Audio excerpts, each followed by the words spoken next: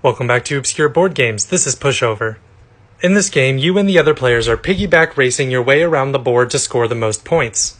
To start, each player takes a mover and fits them onto the shoulders of one of the carriers, then one chip is placed in the pot. There are 3 dice, each numbered 1 to 3. On your turn, roll the dice one by one. You want to press your luck and try to roll a value of 4 or less.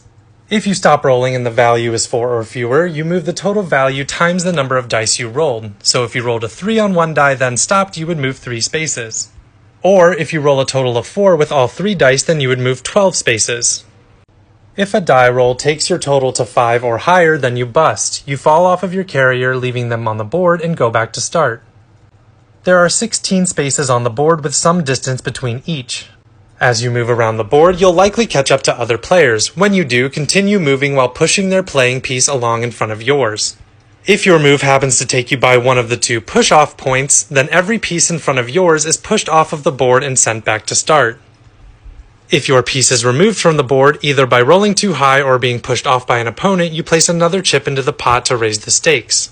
On your next turn, if any carrier pieces have been pushed off of the board, take it and place your piece on its shoulders to begin the journey again.